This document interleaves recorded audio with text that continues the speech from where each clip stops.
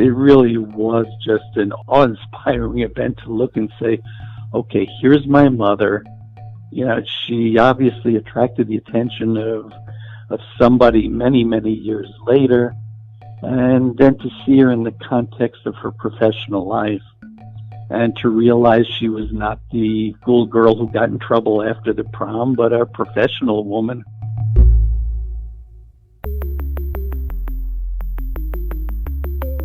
Who am I? Who am I? Who am I?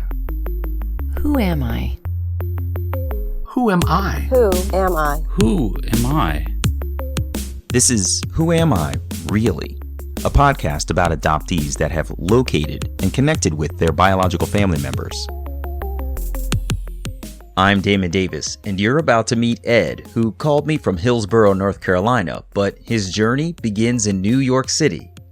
He described a wonderful life in the suburbs of the city with no real concerns for his adoption, even after carrying his original birth certificate around as a teenager. Sparked by reunion television shows, Ed searched for his natural parents, discovering that his mother had been a star performer. Thanks to the generosity of strangers, Ed gratefully received the gift best given. This is Ed's journey. Ed said he was adopted immediately at birth. He was born on a Monday, and his new parents took him home that Tuesday, as planned in his private adoption. Ed lived an idyllic life in the suburbs of Queens, New York, one of the 5 boroughs. His mom was a stay-at-home mom. His dad went to work every day. There was an elementary school near their home and a recreational park across the street. He said it was about as close to the simple life of that old show Leave It to Beaver as his life could have possibly been. Ed's community was interesting because his home was only one of 2 Christian families on the block. Every other home was Jewish. He said it didn't mean very much, except you could see the differences in the cultures. Ed's dad was raised in a wonderfully joyous, very boisterous Italian family. His mother was from a more subdued Ukrainian family. Ed said he always identified more with the Ukrainians. I wondered if Ed grew up knowing if he was adopted or if it was shared with him at any point. No. You know, the interesting thing was, I remember I was probably about 7 or 8 years old or so.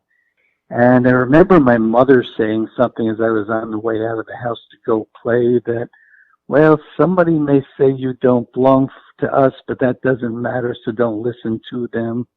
And it was a little perplexing, but yeah, I did what most kids did. I just went out and I played. And I kind of just put it in the back of my mind and never really dealt with it. And it wasn't until somewhere probably in my early teens, I was going through some papers. My parents, they were out of the house, and they kept one of these fireproof boxes with the insurance policies and the deed and everything else. And there was a folder with my name on it. And I went and I looked in there and came across a document which said Certificate of Birth by Adoption. And it was issued by New York City. And it listed my name as Male Norowski, which turned out to be my birth mother's maiden name. So that was the first clue, and I sort of looked at it and I folded it up. I put it back in the envelope, put it back in the box, and put the box away, and never asked about it. And it wasn't until I turned 18, that 18 you could drink in New York at the time, that I once again fished that out and folded it up, put it in my wallet, so if anyone asked me if I was old enough to drink, I could whip out my birth certificate and say yes. Wow. But there was never a firm statement from my parents, and I never asked. And I suppose my motivation, number one, was I lived such a good life. There was really no reason to care. But I think in looking back, there was probably also some feeling as if they weren't talking about it, then I wasn't supposed to talk about it. So I never did. Interesting. Did you tell me what age about approximately were you when you found this document in the file box? Oh, it's probably about 11, 12, 13, somewhere in that range. Oh. Go ahead. I think it was interesting because I recognized the name as a Polish name. Mm-hmm. And I just thought of this last evening. We were with my mother's brother, and he happened to make a kind of derogatory comment about Poles. And my mother adored her brother, but she just jumped all over him. And I thought that was odd, but at the same time she did that, there was something that clicked in me and said, this has something to do with me. And I think, she was just, in her own way, she was trying to protect me and where I came from. Wow, that's kind of cool. Yeah, even while maintaining the secret, she was also protecting you from prejudices. Ed was about 13 when he found that document in his parents' secure box. His first name on the document simply read male. No first name, just the identification of his gender. He was an unidentifiable person for one day when he came into the world, until he was named in adoption. Ed said he was an only child at home, but not for lack of his parents trying to adopt another child. He remembers a family trip to Paris when he was 7 years old, where they visited what Ed thinks must have been an orphanage. And there was some explanation to me at that point about, wouldn't you like a sister? Or some question like that. And honestly, in my head, I'm thinking, I kind of like it just the way it is right now. But we went, they had a meeting there, and as it turned out, they were not awarded a child. And I think that was the last attempt there was to possibly enlarge the family. But did it process to you at all? Maybe you were too young and hadn't discovered this document yet at 11 or 12. Probably not. I'm thinking to myself, could it have occurred to you, like, why are you guys out, quote unquote, shopping for a child? You know what I mean? I don't know. I think that's a two-part answer. Is first, I don't think it reflected on me as thinking, okay, I must be adopted too. But I think there was a child's curiosity of, why don't you just make one? If you want another one, make another child. Describing his relationship with his parents, Ed told me he felt like he shared some qualities with both of his parents. His father was in the motion picture business, and Ed could see his own analytical traits being similar to his father's business acumen. His mother was more artistic, which Ed also could relate to. He remembers going through phases of being interested in music, dabbling in art, and drafting short creative stories. But he admits he and his parents could not have been more dissimilar in their physical presence. His parents were 5'2" tall. By the time Ed hit high school, he was 6 feet tall. I would ask, okay, why am I so tall and you're so short? And there was always your Uncle Connie is a tall man. Mm-hmm. And my mother did have one brother who was rather tall, and his sons were tall. So I just sort of satisfied myself with, okay, somewhere the genes got scrambled, and I've got their genes. Yeah. Interestingly, as I've found my birth parents or identified them, I found out that both of them were also rather diminutive people. So I'm not quite sure how that all shakes out. My mother was 5 feet tall and 95 pounds. Wow. That's really funny. And I ultimately met my birth father's, one of his wives. He had 5. And wow. And when I met her, she said, so where does the height come from? So obviously nobody quite has a grip on that. Oh, that's so interesting. It's a funny thing. Usually adoptees find answers in their genetics, and you in fact didn't. You're this anomaly of height in both families. As a teenager, Ed had a strong sense of identity, so even though he was carrying this document around that clearly identified him as an adoptee, he never focused on its true meaning. He wasn't searching for identity, so the original birth certificate didn't strike a nerve for him. Ed's teenage years were not troubled years for him. He was an athlete and a musician in a private school, and life was good. I wondered what made Ed start to search. He pointed out to me that he was born in 1948, but he didn't start his search until 2017, nearly 70 years later. It was the proliferation of search shows on television that got in Ed's head. I think there were a number of things. I think the TV shows that have started coming around the Henry Louis Gates show, the Long Lost Families, start to make you think a little bit and say, okay, these people are looking. And I think there was always part of me that said, this wouldn't be worth the search. It's going to be a lot of work and I may not find anything. So why bother? I'm happy as is.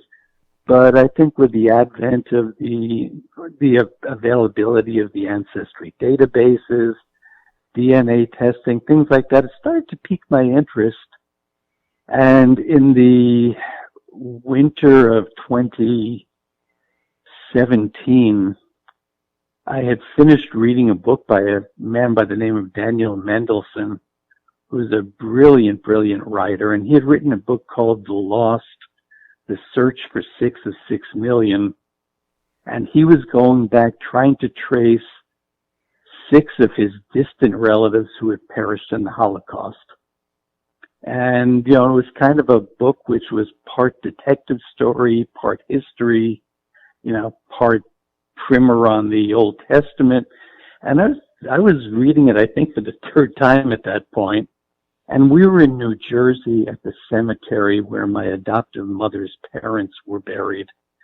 We had gone up there. Her parents had come down to North Carolina from New Jersey to be close to us. They arrived in compromised medical condition. And within 6 months of each other, each of them had passed away.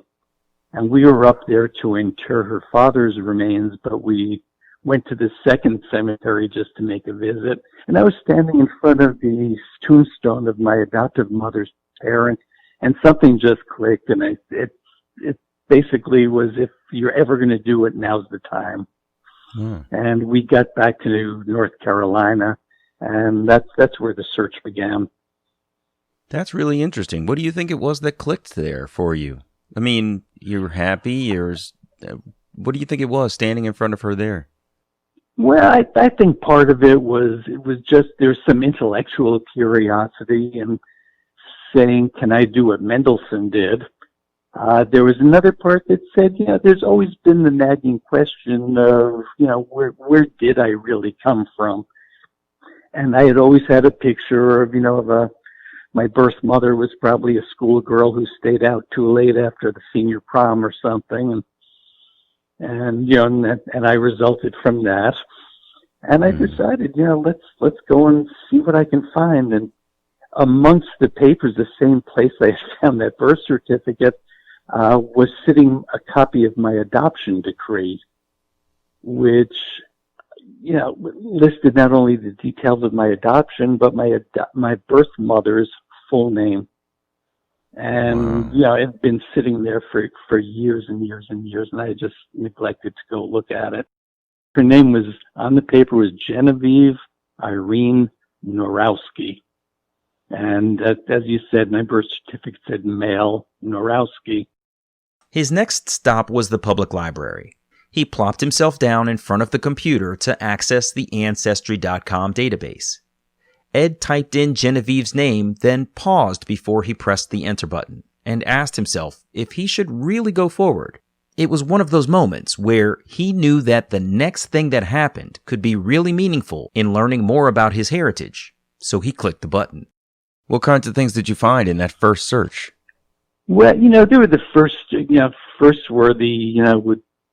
were the census type records, and I sort of felt like I was peeking through somebody's bedroom window. I found 4 children and the parents, and I found out she was born in 1925, so she wasn't a schoolgirl. She was 23 when I was born.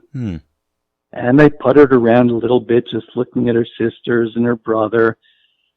And then as I scrolled down, I found a passenger manifest listing her on the Queen Mary in 1950 going to Cherbourg, France.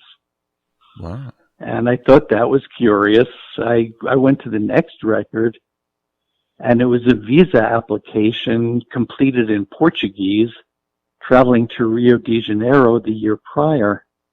And it listed 2 things. It listed her occupation as an artista, and I had no idea what that was. I knew it meant artist, but what kind? Mm-hmm. And the other piece, that was the total revelation was there was a picture of her there. Wow. And that was kind of a game changer.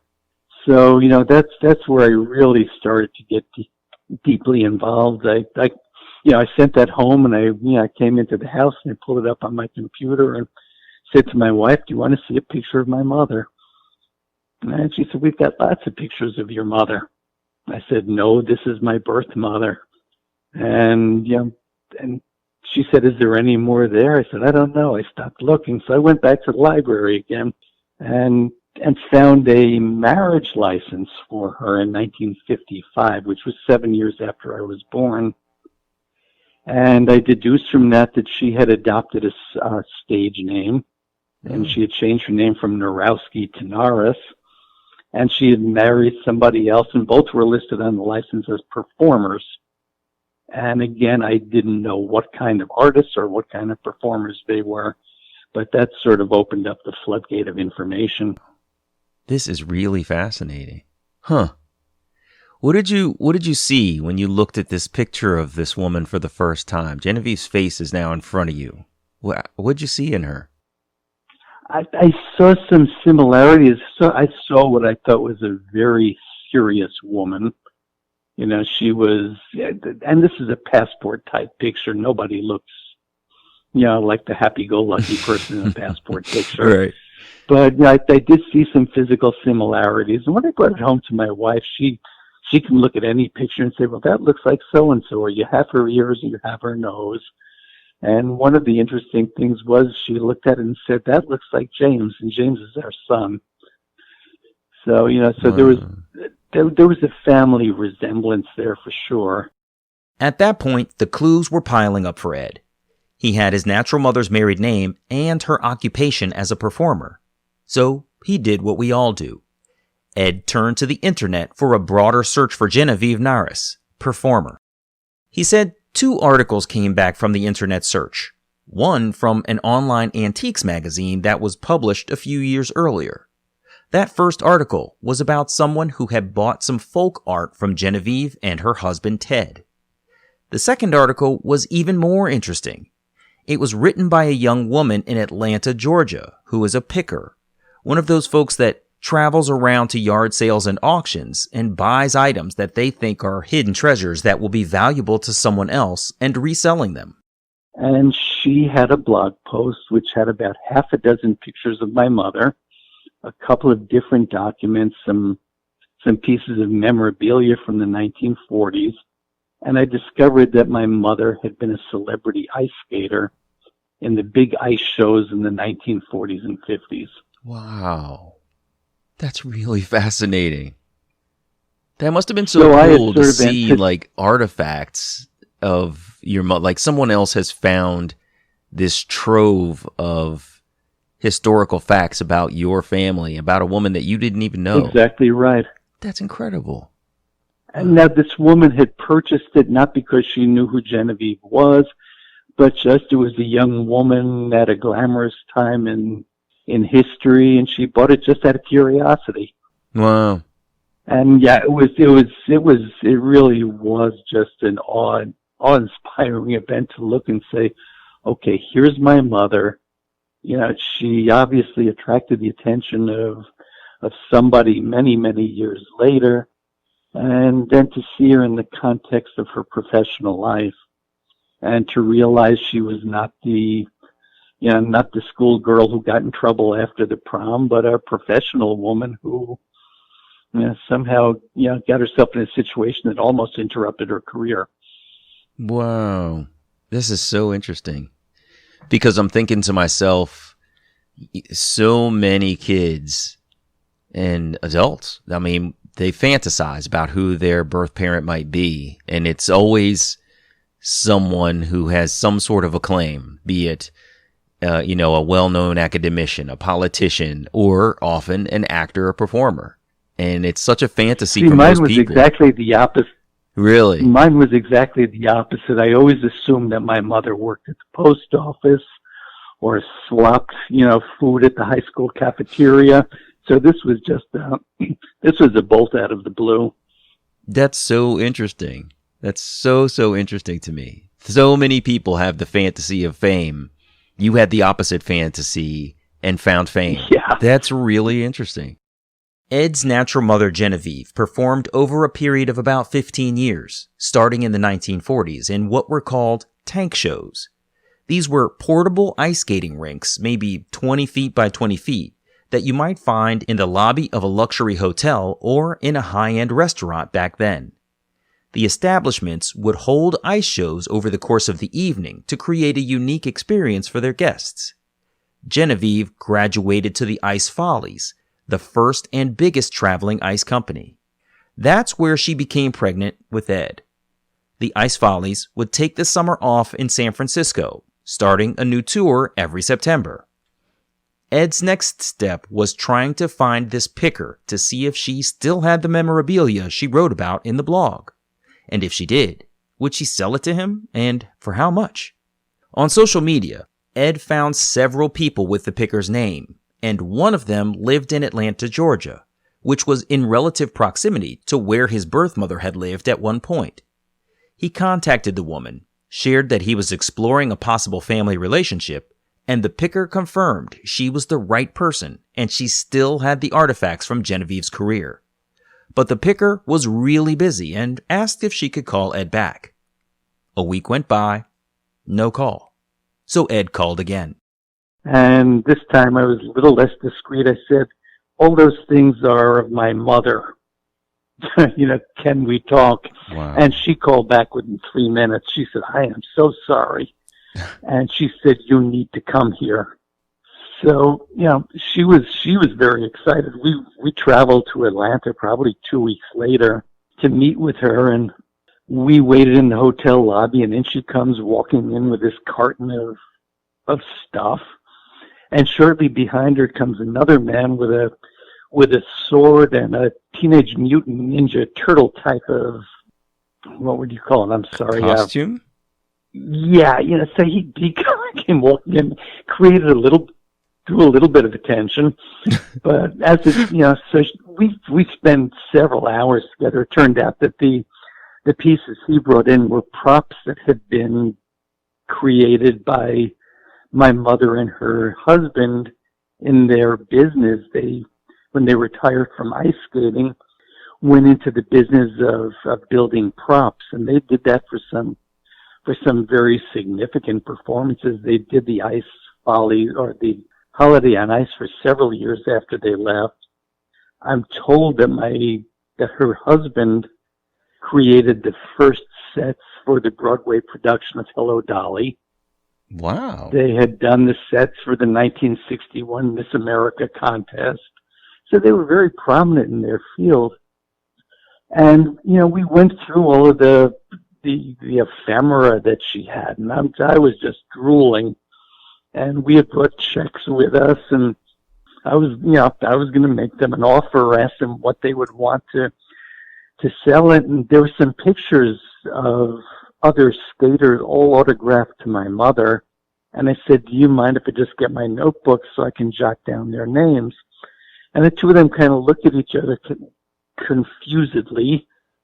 And they said, well, why do you want to write them down? I said, well, I'm going to try to see if any of these people are alive, and maybe I could trace my mother's history through them. They said, you don't need to write it down. This is all yours. We've just been holding it for you. Oh, my God. And they just, it was just the ultimate piece of generosity.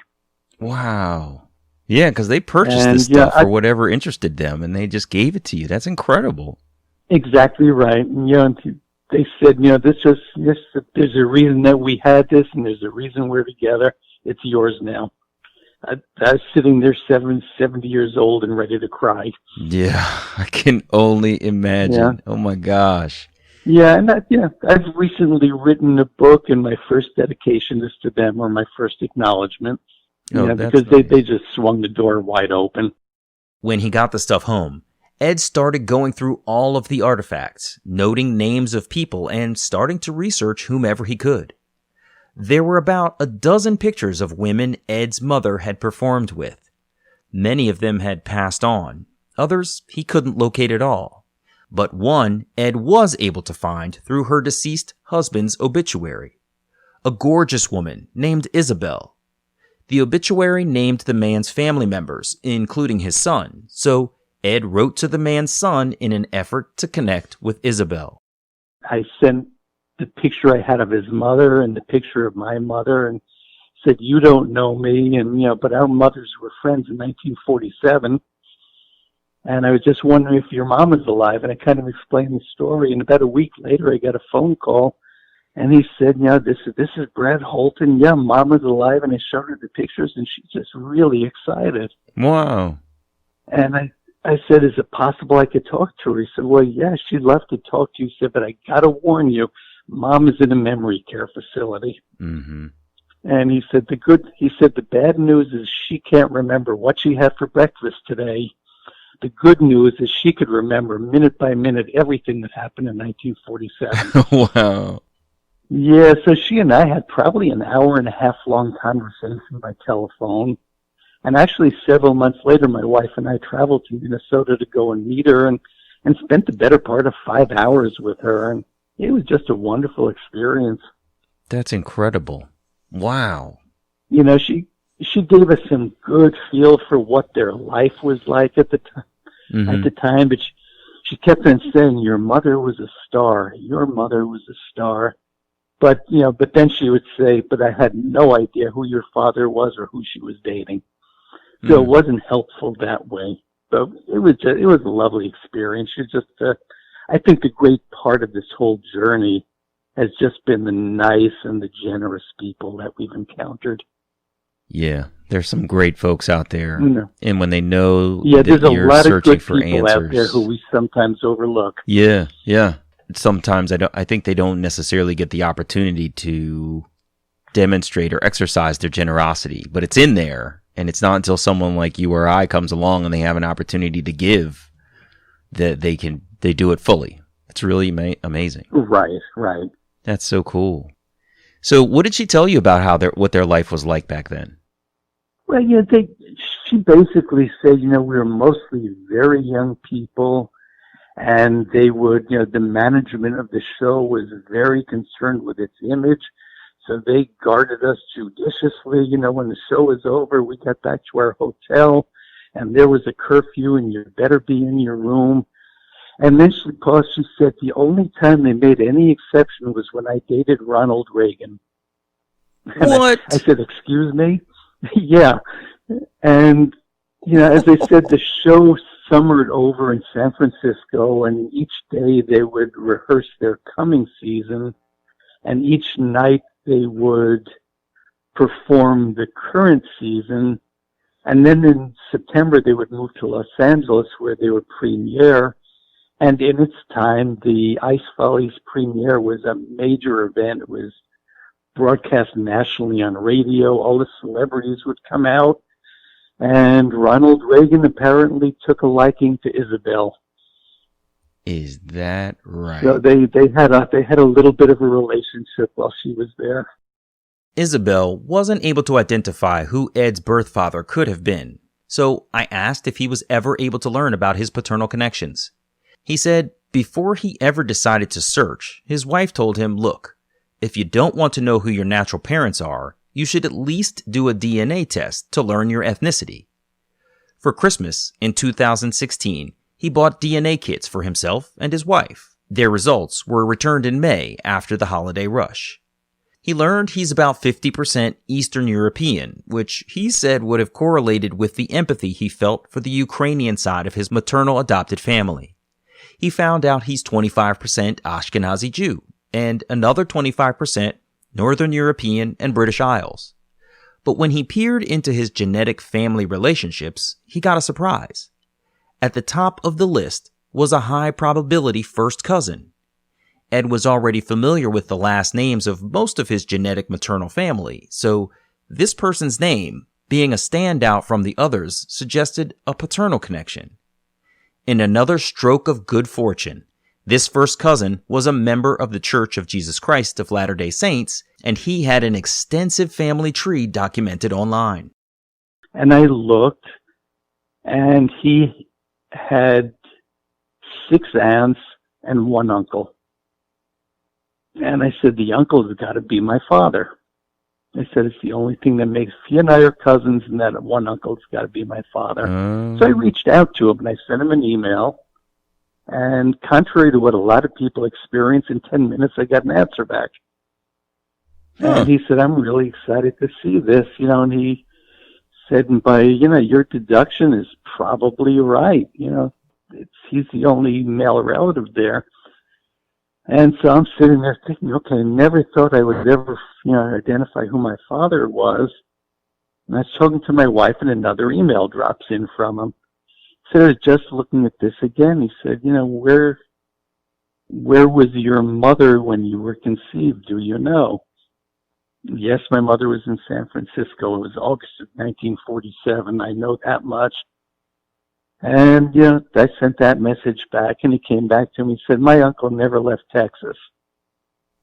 And, this was not the days of when you hopped on a flight to go and visit someone for the weekend. Right.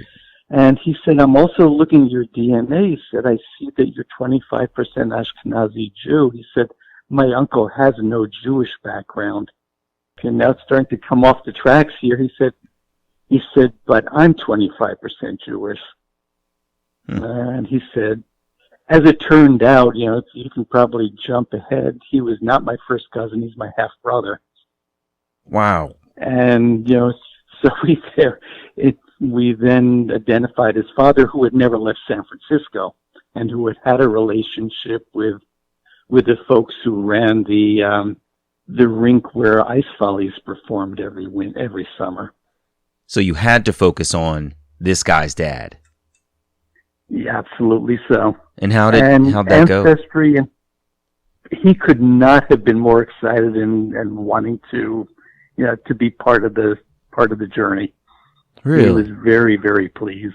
Yeah, he was quite excited by it. He's a real intellectual sort, very analytical, and he appreciated the mystery and the deduction, and he was an only child, and he all of a sudden had a brother, and he was very excited by it. Wow, that's really cool. Yeah, and Ancestry the first time through identified us as cousins. In subsequent iterations, they came back, and 23andMe did the same thing and identified us as half brothers. So there was little doubt. That's really unbelievable. What a shock that must have been for him. Yes, I think it was a shock to both of us. And so now you've got but a good shock. Yeah. Good shock. He and I have subsequently met, and I think the last things, we embraced as we were leaving, said, I'll be back out and I'll see you again next year. And he said, what do you think if there are more of us? And so far, no one else has shown up, but... Wow. But that's a very real thing, Oh, absolutely so. If there's one, there could be more. That's really incredible. Man, I'm glad you found this guy. That must have been cool. What did he tell you about his dad? What'd you learn? Your dad. You know what his main theme was? You probably did better with your adoptive parents than you would have done with him as your father, which was kind of a sad thing to hear from somebody. And he just said he was a very impetuous, compulsive type person. He was never a constant presence. Ed and his wife visited with the new brother, Rich, who said that his mother would like to meet Ed, something Ed had been hoping for. She was the woman Ed's birth father married a few years after his birth. Rich's mom, in her mid-90s at the time, was bright, alert, and beautiful. Rich introduced Ed, his wife, and their son to his mother. She greeted everyone, then quickly dismissed them all, except Ed, asking him to stay because she wanted to tell him about his birth father. So they left, and I sat there with her. She said, I just want to tell you about your father, which I thought was an incredibly generous thing to do. Sure. And she told me pretty much the same things that my brother Rich had told me, and, about, her husband having been, controlling and impetuous and compulsive, and he'd buy a car on Friday and sell it so he could buy a new car on Monday. And she said, and he dictated that Saturday is going to be my day. Don't ask me where I go. And she put up with that for 10 years, and finally they parted ways. And and it was rather sad. The last thing she said to me was, the saddest part was he never said goodbye to Rich when he left. Oh, no. And, Rich was his son. And, so you hear something like that, and I think I hit the gold mine with my adoptive parents. During the process of gathering information about his roots, Ed learned that his natural mother passed away in 2014 at the age of 89. He missed her by only 3 years. He identified 2 maternal half-brothers, one who is deceased after a murder-suicide in which he was the gunman.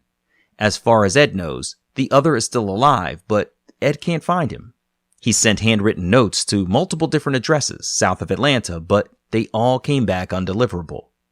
Ed said he returned to the blog post where he first found his birth mother's photo and started reading the comments. There, he saw a note from a man who said he was friends with Genevieve's son, and they still talked to one another. Ed was able to make contact with the commenter, Genevieve's son's friend, and that man bridged the connection to Ed's maternal half-brother. So I finally made contact with my maternal half-brother near the end of April. He was friendly and talkative. I explained our relationship, that his mother was also my mother, but I got the sense that either he didn't hear what I had said or he didn't grasp it. He told me that he was busy, and he said that he would call me the next evening. He called 2 days later, and I missed that call, unfortunately. It took over 3 months before he responded to my numerous phone calls. Again, he talked very freely, and we began making plans for my wife and I to travel to Georgia so we could meet him in September. At the same time, he told me that his wife had asked who I was, and he told her that I was some kind of kin. I explained again, but when we visited in early September, he again asked what kind of kin we were.